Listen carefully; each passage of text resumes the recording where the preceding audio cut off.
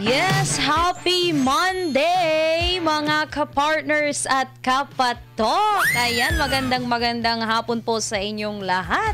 Especially sa aking kasama na si kapartner Jillian. Ayan, good afternoon Kumusta po. naman ang Ayan. weekend, kapartner? Ayos lang tayo, kapatid. Ayan, good afternoon po sa inyong lahat at magandang hapon. Yes, mayong hapon sa tanan and naibag nga mali. Ayun, maupay nga kulop. Yes, mayap-up ganapon. Buenas tardes.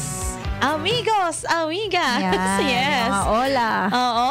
Ang ibig sabihin ng lahat ng yan, mga kapartners, ay good afternoon po sa inyong lahat. Saan man kayong bahagi ng mundo, wini-welcome Ayan. namin kayo. Ayan, dito sa paboritong tambayan ng mga nagnenegosyo at kanilang kasosyo. Dito lang sa Patok, may oportunidad sa bawat katok. Yes, kung nais po ninyo kaming katok, maaari po lamang tumawag sa 8836-3875 o di kaya sa 8801-9836. Yan mga kapartners, at pwede nyo rin po kaming i-text sa 0927-540-2241. Yes, o di kaya mag-iwan ng comment sa ating Facebook at YouTube live stream via DZAR 1026 at sa Patok. And live na live din ho tayo via G sa Channel 40 nationwide. Ayan mga kapartners, ako pa rin po si kapartner Jillian. Yes, kami ang yung mga kasama ngayong hapon na ito. Ako po si kapartner Cherry. At excited na ba kayo? Excited ka na ba, kapartner Jillian, sa ating dalawang panauhin ngayong hapon na ito? Yes, dahil excited na ang lahat, hindi na natin patatagalin pa. Ipakilala mo na, kapartner. Ayan mga kapartners at kapatokers, sabi nga po sa dami ng events na nagaganap sa ating paligid, bihira tayong makatagpo ng taong hindi lang planner, kundi tunay na tagabuo ng karanasan. Ayan, she is a co-founder, a strategist, and a storyteller. Kumbaga, ito ay all-in-one na mga kapartners. She has helped businesses scale through unforgettable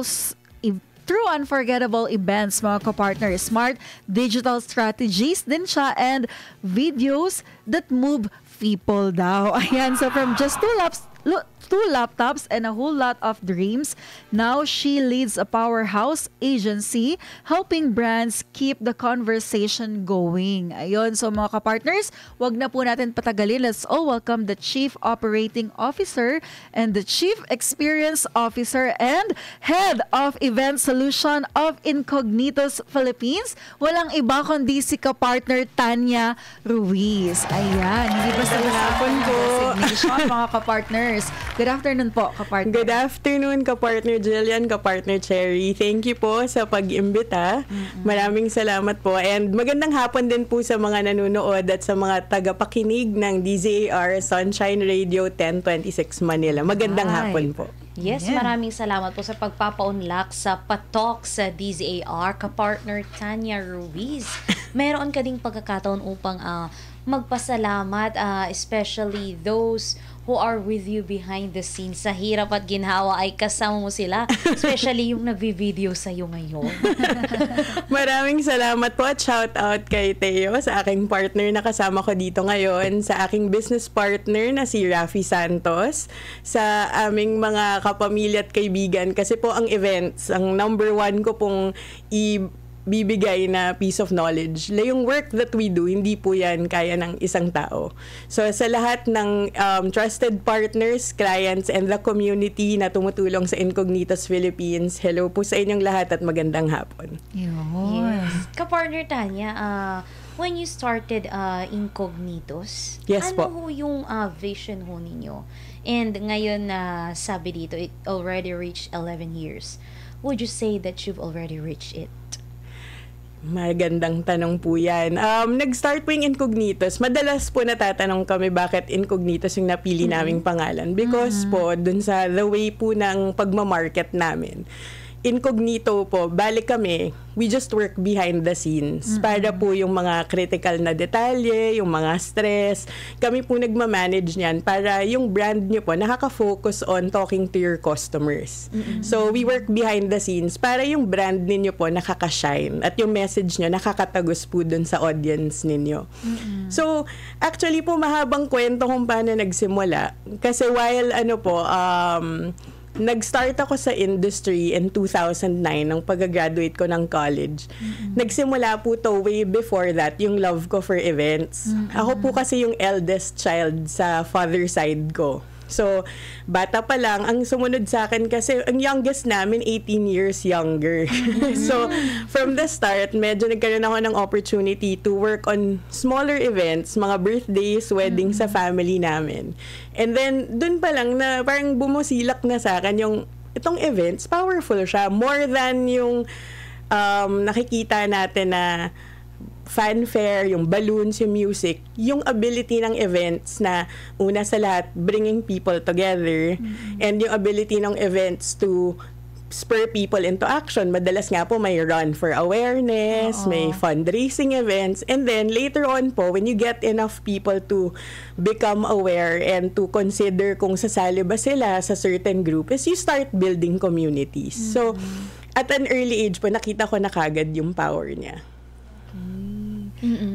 Ayun, so paano niyo po nahanap yung balance ng event execution at yung digital strategy? Hindi po ba para kasi dalawang magkaibang bagay yun? So, paano niyo po ito na-balance po? Dalawang magkaibang mundo, pero para sa amin, sa experiences namin at sa learning namin, they actually go hand in hand.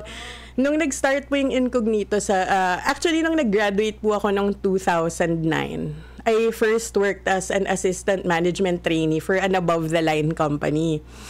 Pag above-the-line yung agency, you normally do billboards, print ads, and mga commercials for brands. So, I was there, I was enjoying the work, pero hinanap nung puso ko, paano ba ako mas makakonect with people? Actually po, ang funny dyan, may course po, walang kinalaman sa marketing. I'm a political science graduate, pero hindi ko po pinursue yung law kasi gusto ko nga po makasama, makatrabaho, maraming tao. So, later that year po, I applied to a below-the-line agency na yung specialty naman, events and activation. So, doon, just to put up one event, ang dami mong kausap. Sa grupo ng kliyente, ang dami mong kausap. So, na-fulfill ko yung need na yon to work with people. So, I was in that agency, parang naging master, parang PhD nga po for me sa events. Kasi maliit yung core team namin dun sa company na yon. So, talagang from building sets to training people, nasubukan ko lahat. So, noong 2013, I decided to leave. Tingnan ko, sabi ko, kaya ko na ba? And I started then talking with my current business partner, si Rafi Santos. At that time, he was already doing mga fun runs. So, sabi namin, sige, subukan namin. And what brought us together, pareho kaming ayaw ng events na one time lang. Ang goal namin is to have events na parang seamless experiences, na tuloy-tuloy yung conversation. So, nag-start kami, sinubukan namin noong 2014, and then tuloy-tuloy, we had clients, mabagal, syempre, kasi pag nag-start ka, hindi naman glamour agad yan 'di ba? Ikaw yung igagapang mo muna, magpapakilala ka dahan-dahan. So, from 2014 to 2019, it was moving naman. Pero noong 2019, since si Rafi, yung business partner ko, magaling gumawa ng website and everything tech-related, feel namin kulang kasi nung time na yon, he was already building event websites at saka registration pages pag may event kami. So sabi namin, why don't we go all in? So nag-start kami, and noong 2019, nagpa-accredit kami sa HubSpot. Yung HubSpot po is a leading CRM or customer relationship management tool na tumutulong sa businesses all over the world to scale and grow kasi pinagsasama-sama nila in one platform yung tools na kailangan mo for marketing, sales, and service. So, naging partner namin sila, and then they trained us and we started offering yung software and yung services na kasama nun. And the timing couldn't be perfect kasi 2020, dala ang pandemic at dala rin niya canceled events. So lahat ng plenano namin for 2020, kasi nawala, parang wala. We had a fun run na dapat nung Feb, na ready na print ng materials, nag-distribute na kami ng mga kits, and then kinailangan namin mag-refund kasi hindi namin ma-assure na mapoprotect namin yung attendees. So, perfect timing. And then, na-realize namin, nung things started to normalize, pag nag-pivot ka, hindi mo naman kailangan bumalik.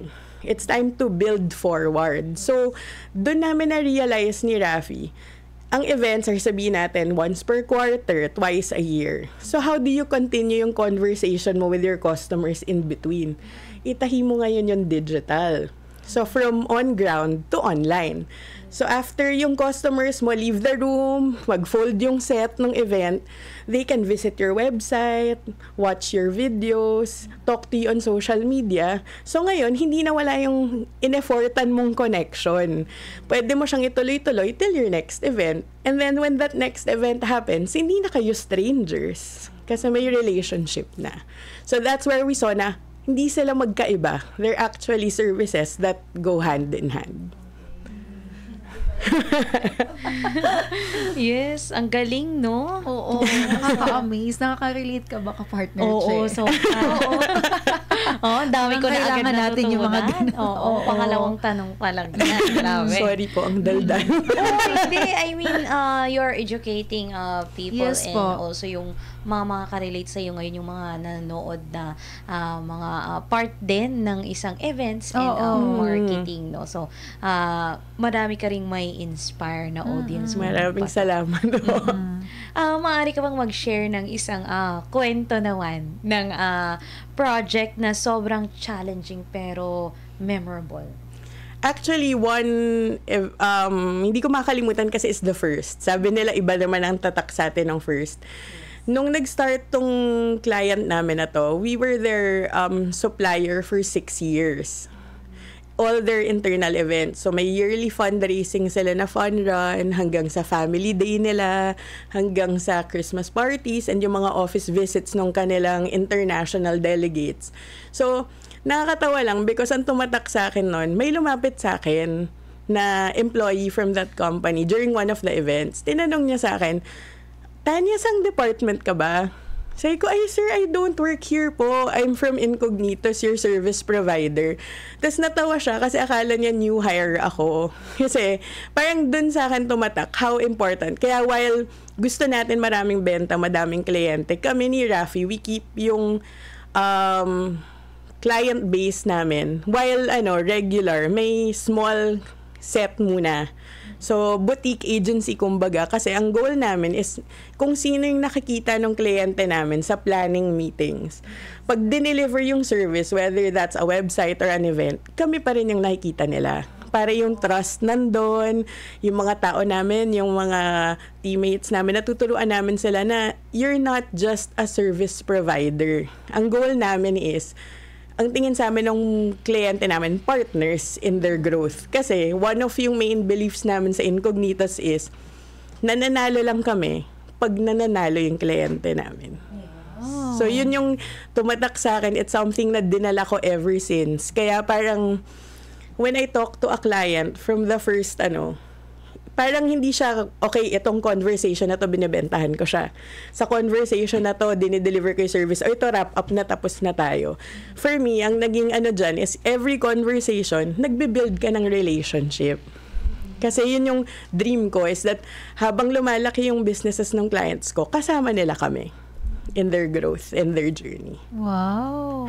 Yes. Hindi rin kasi basta-basta na build ka ng trust sa isang client. So, can you give us more idea pa po kung ano po yung mga sekreto po for long-term partnership, lalong-lalo na sa ganitong klaseng industriya? Yes. Number 1 for me is yung aming this was our tagline for a while, your goals, our mission. So, when we go into a meeting with a client, nagsisimula kami with listening. Nakakagulat for some people kasi normally, iniisip nila first meeting, may bongga akong presentation, may madaming calling cards, may mga pa-ballpen paminsan. Pero kami, we come into that meeting ready to listen. Pinapakinggan namin 3 major things. 4, bale. Ano yung challenges ng customer mo? Ano yung goals nila? Ano na ba yung mga plano na sinimulan nila ilatag at ano yung timelines? Pag alam mo kasi yun, alam mo kung paano sila i-guide. Kasi minsan gusto ng client, gusto ko ng malaking event na maganda. Pero paano mo i-execute? So yung details, kaya mo na sila tulungan ilatag dahil inintindi mo muna yung kailangan nila. Kasi when you make yung goals ng client mo, your mission, makaka-deliver ka talaga ng service na will make them happy. Like sa digital, for example, hindi lang namin sinastop yung sales process pag nabenta na yung software. Part ng services namin, sineset up namin yung software based kung anong kailangan ng client. And then, nag-offer kami ng face-to-face training. Kasi lalo na tech, hindi naman lahat pareho ng kaalaman at kapasidad matuto ng bagong technology, diba? So, gumagawa kami face-to-face session kasi aminin natin, minsan pag online, na-zone out tayo pag technical na yung mga terms. So, we invest in time and energy to do yung face-to-face training. Kasi number one talaga is when you understand and you make your client's goals your mission, for sure, hindi sila magre-regret that they bought from you. And then, yung kayo rin, you learn. So, when you listen and, ito pala, misconception to.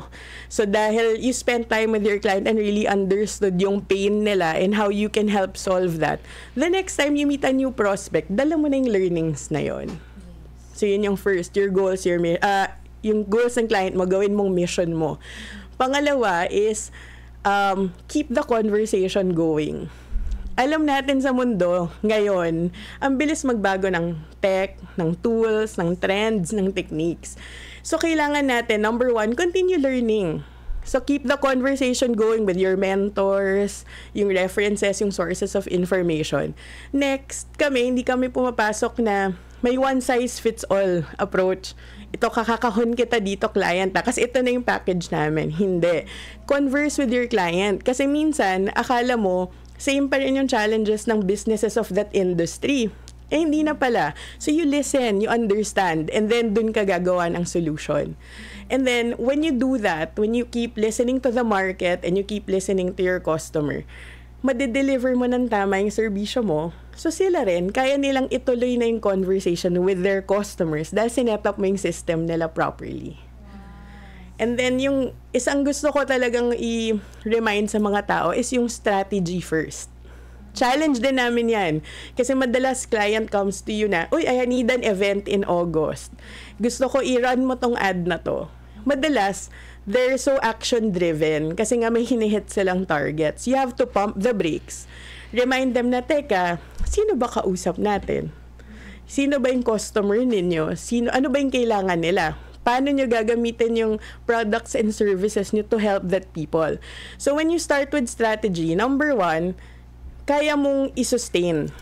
Kasi when you push an initiative na hindi na pag-isipan o na pagplanuhan, madalas hindi nyo nakukuha yung return on investment.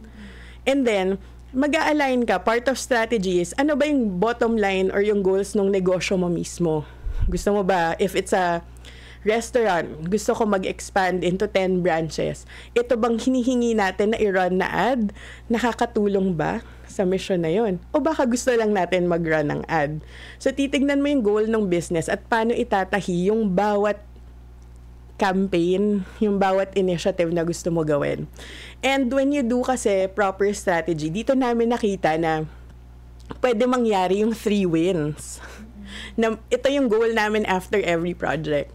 So, a 3-win is a win for you as the provider, a win for your client, and a win for your client's customers. Kasi, pag kinaya mong i-deliver yon, magtutuloy-tuloy yung negosyo nyo at nung client mo. And then you have happy customers. So, yung 3 major things na yon yung ways that we build trust with our customers. Amazing. Parang information overload. Oo. Pasensya na po. No, just kidding. Pero ang dami naming natutunan ni ka-partner Jillian, and syempre marami ring natutunan yung mga audiences natin. Actually, may nagbigay na nga ng isang tip dyan si Clay. Perez, ayan, sabi niya, wow, I really want to enter the world of business. Thanks for your tips, ma'am. Diba, Thank you po. By the way, syempre sa dami ng mga nakakausap mo everyday, mahalaga dyan pa rin, no, yung mental wellness po natin. Yes po. Paano nyo ho napapangalagaan yung inyong mental wellness bilang isang marketing, ayan, advanced strategist po, lalo na sa high stress industry na katulad nito? Number one is, you can't control kasi how people react to you eh. You can only control how you react back. So, number one na people keep reminding me, and I try to remind other people as well, is make sure you fix your mindset. So, pag maayos yung mindset mo, whatever negative feedback you receive, ano man yung maging problema sa event, kaya mo siya. And lalo na with events, ang events kasi walang pause, walang rewind, 'di ba? So I keep telling my team na you have to be clear and present in the moment when we have an event. Kasi there is no way to go back in time. Or teka lang everyone stop watching ha. May aayusin lang kami. So, with each event, tinatanong nga nila, how do you learn how to react to yung mga contingency? Nangyari na sa amin na conference, sumabog yung bulb ng projector. By the time na notice ng ibang tao, may nakuha na kaming replacement projector. Naging familiar sa amin yung sound. At biglang nawala yung light. So yung hindi mo yan natututunan without learning from your past experiences. And kung hindi ka present in the moment, hindi mo yun makaka-capture, hindi mo siya mapaprocess. So yun yung number one. Number two, ang iniisip ko kasi, hindi to stress. It's not being done to me. Hindi ako pinapunish. Itong stress na to is because I'm getting to do what I love, which is events. And para kasing may nagtanong na niyan sa akin before, ba't ko ba gusto yung events kahit stressful? Kasi for me, there are no two events that are the same. Kahit pareho pa yung fun run, hindi yan pareho.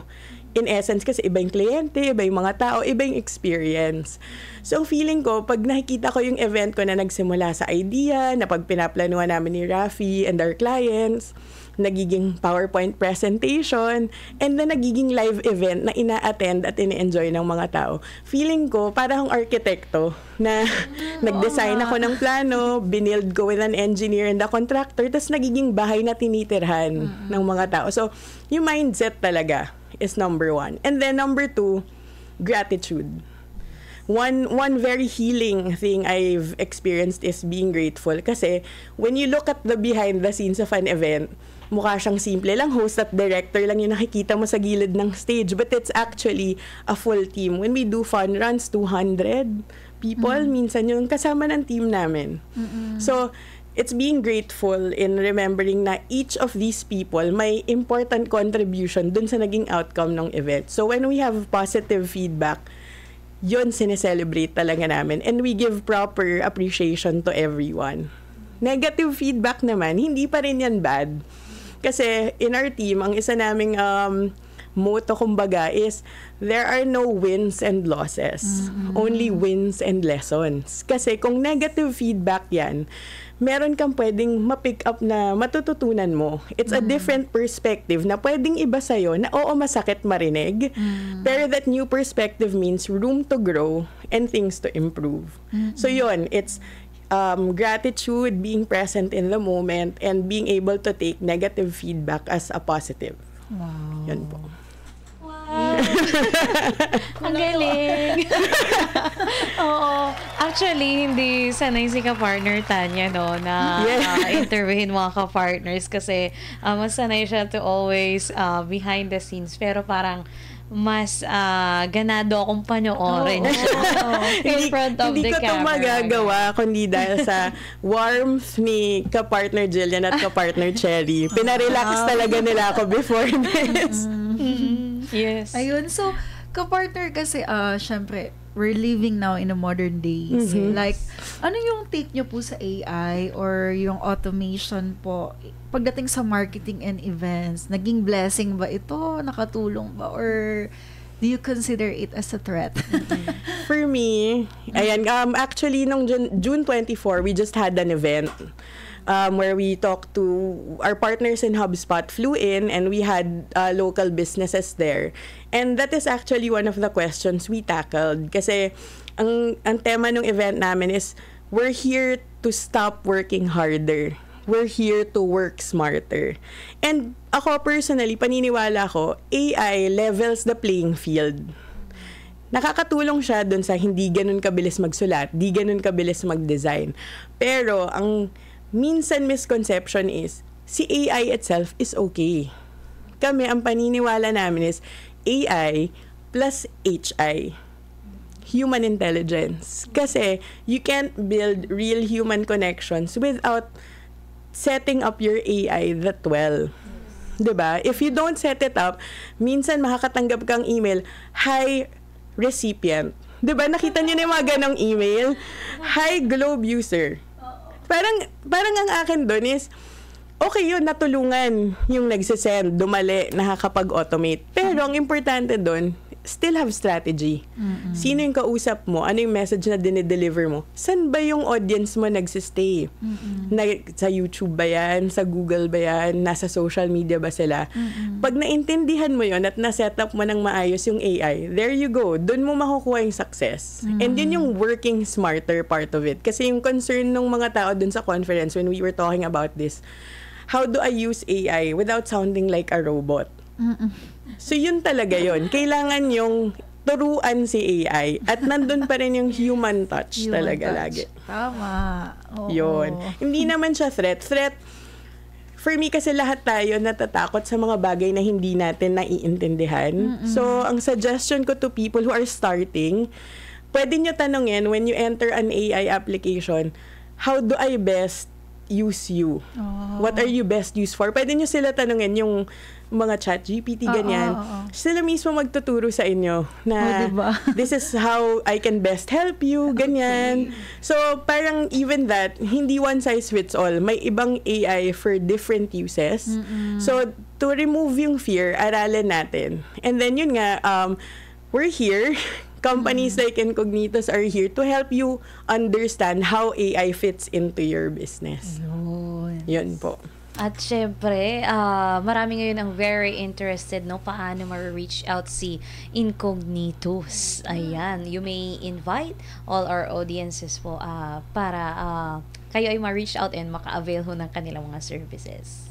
Maraming salamat ka, Partner Cherry. So, if you're interested po, you see on your screen po yung social media handles ng Incognitos. Don't worry, hindi po robot ang sumasagot. Although may certain automations din kami dyan.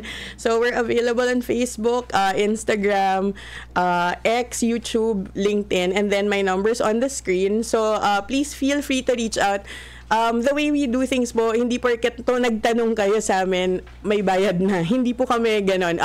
We start with understanding kung meron bang fit for us to work together, and then we go from there. So if you have any business challenges or you want to grow your business through live events, digital services, or video productions, reach out to us.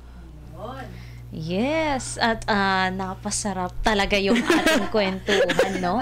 Oo, pero medyo wala na kasi tayong oras. At maari natin itong ipagpatuloy, ayan, sa ating mga susunod na episode. Dahil makakasama pa naman natin, no? Si ka-partner Tanya, ayan, dito. At abangan natin yan, ayan, kasama ang patok sa DZAR. So, any parting message na lamang po or any message ho sa ating mga manunod, especially those who are aspiring also to be an entrepreneur o di kaya nagnanais din na makapasok ko sa ganitong klase ng industriya ng kagaya ho ng sa inyo but are afraid to take risk po.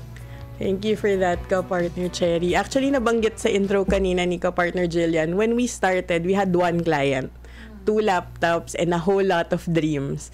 So, 11 years later, nandito pa rin kami. And some guiding principles lang is, number 1, don't forget to, 3 words, click, connect, close. Para madalian tayo. Click, lagi niyong tatandaan, it's about what your buyers need. Ano yung kailangan ng customer ninyo? Ano yung magpapaklik sa kanila? When it comes to digital. Pag face-to-face interactions naman, paano ba kami magkiklik ng customer ko? So you have to listen and you understand. Next is connect. Kasi it's not about the selling eh. The selling comes last. bago sila magtiwala, lalo na ngayon na yung mga customers natin nakaka-research na online, hindi parang dati na catalog, magazine lang yung options. Now, bago tayo kausapin ng customers natin, 60% ng research nila tapos na. So you have to learn how to connect. And hindi kayo magpo-post tas hindi kayo magre-reply, hindi kayo mag-email blast tas hindi nasasagot. You really make an effort to connect and build relationships. And then lastly, close. Yung close, yun naman yung goal. Pero you don't start off with that.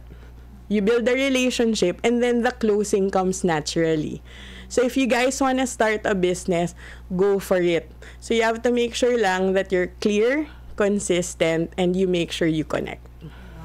Yes. Amazing. So, tandaan nyo ho yung 3 C. Ayan. Pwede yung i-replay ang episode na ito kung kayo ay mga late tuners and late viewers. Muli, maraming salamat po, ka-partner Tanya Ruiz. Thank you rin po. Thank you so much po, partner. At 31 minuto makalipas po ang 1:00 ng hapon. Magbabalik po ang programang Patok. May oportunidad sa bawat katok. Huwag bibitiw, magbabalik ang Patok sa DZAR 1026 Sunshine Radio.